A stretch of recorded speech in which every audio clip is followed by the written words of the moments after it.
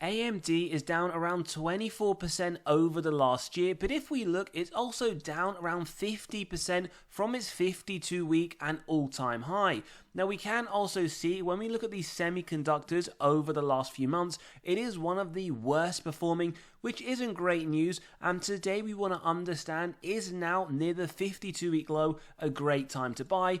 There was some good news with Taiwan Semiconductors reporting just a few days ago, where they in fact beat the expectations, citing robust AI chip demand. And remember, this is also good news for the broader semiconductor market. They're also the primary manufacturer of AMD's chips, so their performance and their outlook can also directly affect their financials and growth potential. And if they are citing reasons, for example here, like the surging demand for AI chips, then we do anticipate this will also benefit companies like AMD. And bear in mind, there is still a little bit of time to go. They are due to report to the market on the 4th of February, so we do have to wait a little bit more just to understand how well or how poorly these numbers have affected the company.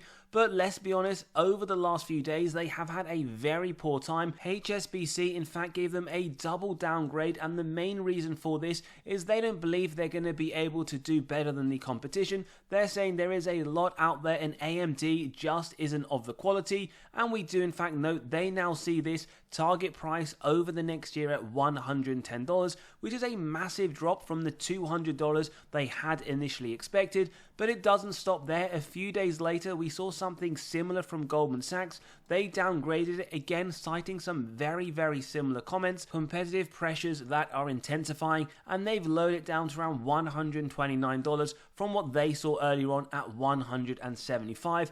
And unfortunately, that doesn't end there. We got just yesterday another downgrade, and this is from Wolf Research, where they actually believe that this year is going to be a very poor year for AMD, continue on from the drop that we saw last year, and unfortunately, it doesn't look like it is getting any better.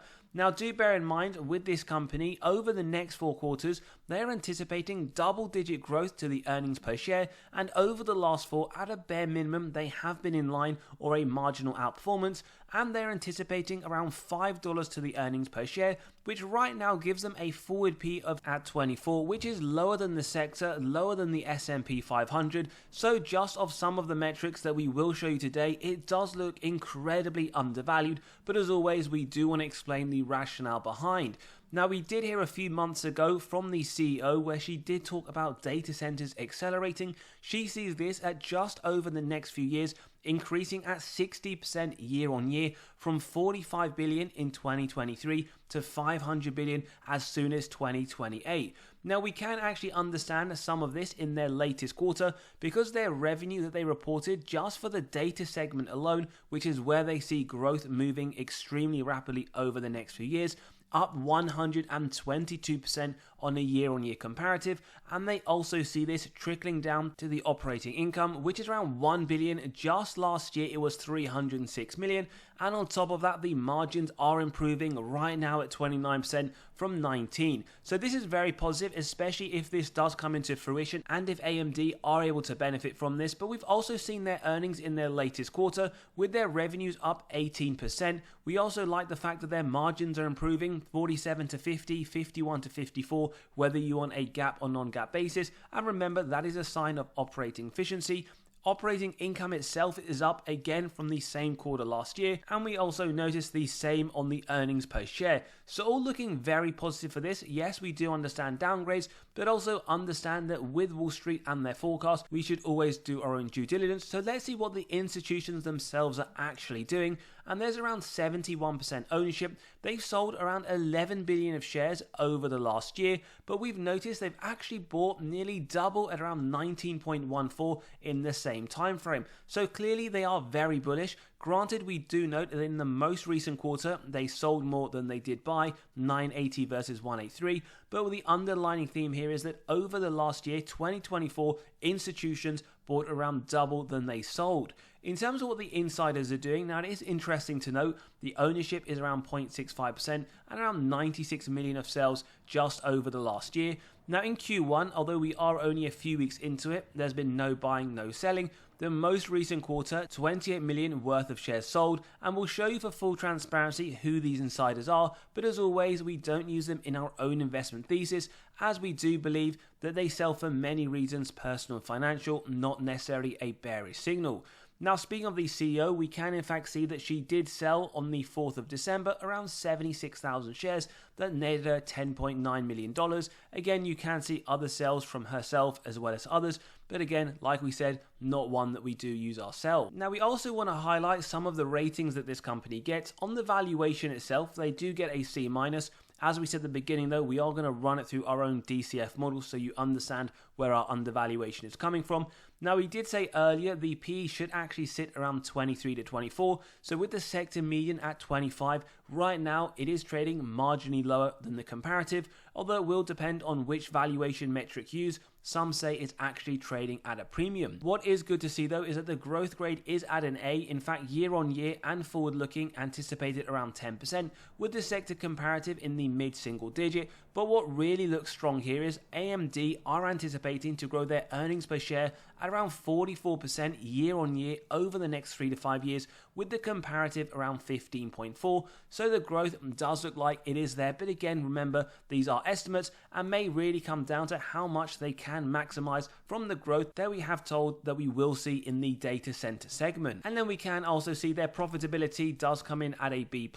Now, gross margin pretty much in line, 52 versus 51. Bottom line, 8% versus 4%, but the cash from operations does steal the show here at 2.12 billion versus 98 million. Now, whilst this company is down around 24% over the last year, over the last 10 years, it still has massively outperformed the S&P, as we will come to show you now, up 4,840%. Yes, it is trading at the 52-week low, but it does look like a big opportunity could be here for investors, and we also notice both Wall Street and Seeking Alpha give this company a buy.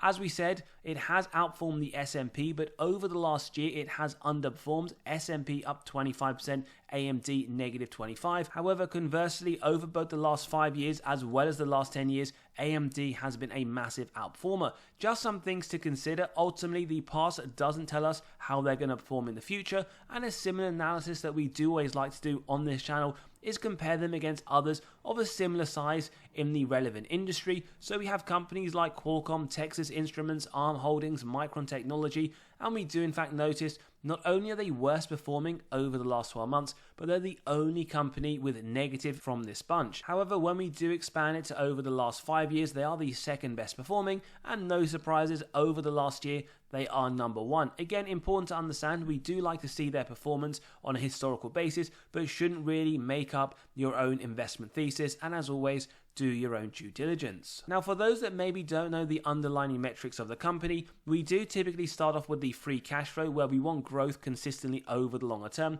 Not something we typically see in the semiconductor space. Remember cyclicality, and from 2021 it has been decreasing, but good to see over the next 12 months a rapid increase is anticipated to just under $4. And again, while sales growth, we do like the double-digit growth we see nearly every year. We do also get the inconsistency. Note 2023 at negative 4%, and on a trailing 12 month sitting at the 10% point. Also, it is very important to understand they do dilute your position as a shareholder. They've consistently done this over the last 10 years. But as we always say, it isn't a massive issue if they can continue over the longer term to outperform, and as they have done, massively outperform the S&P. ROIC, we want 10% or more. Give us faith. Management are able to effectively allocate their capital. Very inconsistent again. Remember, cyclical industry, but also their numbers do reflect that. We've looked at many others that actually don't show them in the numbers, which is a good sign. Unfortunately, we don't see this for AMD. And again, it is showing through both the operating margin as well as the free cash flow. What we would say, and on a lot more of a positive note, is their balance sheet does look very strong, as ultimately the net debt to EBITDA does correlate to that, with these being the number of years it would take them to pay off all of their debt net of cash on hand from 2019, and anticipated over the next 12 months, it won't even take them 1 day to pay it all off. this signals a very strong balance sheet, and we will show you this in a little bit more depth later on. We also want to let you know we have just released our latest free weekly article. We drop one every single Monday morning to your inbox where we cover severely undervalued stocks as well as what's gone in the market over the last few days. So click below, you can sign up, read straight away, where you'll gain access to 46 undervalued stocks for the month of January. Lots of information for each one, the upside that Wall Street themselves see over the next year, and on top of that you can grab a copy of 43 stocks that Wall Street themselves believe have the most upside in the S&P right now. So click below, you can sign up and read straight away. Now we've already shown you their top line revenue, which has been growing, although at inconsistent rates year on year, but what we really want to identify here is what does their bottom line net income tell us? Is it the same story or is it a little bit different? And we can see on a graphical basis, again, that word cyclicality does come right into the numbers. In fact, they have had quite a number of years where they reported a net loss. Right now, we see 854 million in 2023. It was a much larger number in both 2022 as well as 2021, and in fact in 2020 as well. But they do anticipate, based on the trailing 12-month, 2024 to be a fairly strong year. Just again, understand with this company, not just cyclicality, but also inconsistency in the numbers. Now, a quick health check, as always, total cash versus total debt, which as we can see has been increasing over the longer term. 1 billion in 2014, now they hold around 4.5 billion. We always compare this to the total debt numerically and directionally, because as always, just one number here in isolation doesn't tell us anything. So when we do see, in fact, it has also been very inconsistent. 2.2 billion in 2014, pretty much around the same in the latest quarter, but as we flagged, the cash does sit higher, and as the net debt to EBITDA showed, it was zero. It won't take this company one day to pay off all of their debt net of cash on hand.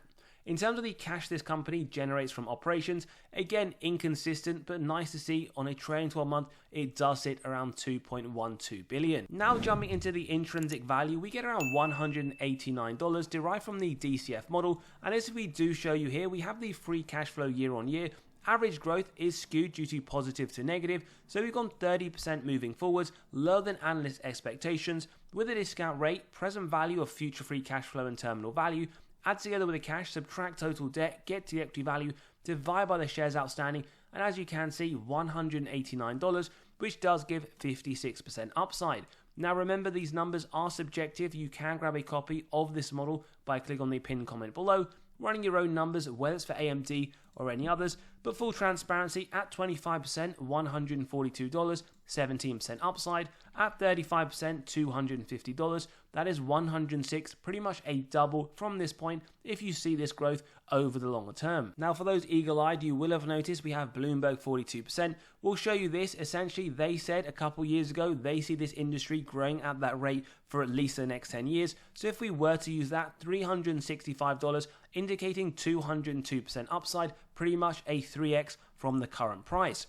As always though, we do take through the medium rate, which in turn we do add a margin of safety. We start off with 10%, execute on that if it meets our 3 golden criteria: wide moat, strong financial metrics, and good forward-looking data. If you believe that, in today's episode, we'll buy up to $170, and as we keep going, we can in fact see there is a very nice MOS. In fact, you are getting up to 35% at the current value, $122, with Wall Street and their buy signal, 174. Now they have lowered it, as we have seen, quite a lot of analysts have. So on average, it sits at $174, translating to 44% upside at the end of 2025.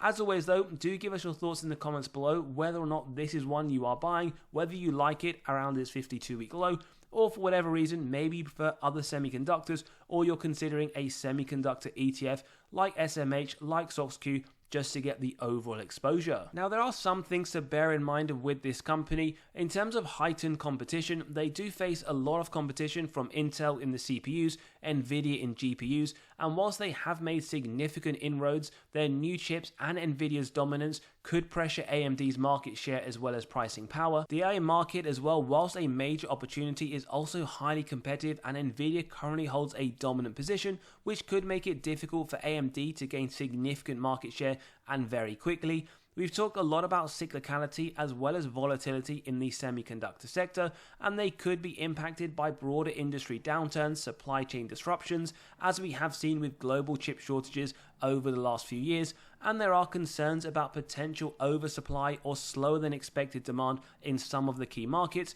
which could impact AMD's revenue. Don't forget they are dependent on TSM, so the reliance on this chip manufacturing does present some risk. For example, if TSMC faces any disruptions, geopolitical tensions, production delays, it could directly affect AMD's ability to meet the demand or maintain their margins. And also, as we have seen, the company itself has experienced significant volatility in the past, driven by market sentiment, earnings reports, and external factors like we discussed at the beginning today, and they could face short-term losses due to the unpredictability, especially in the face of broader market sell-offs.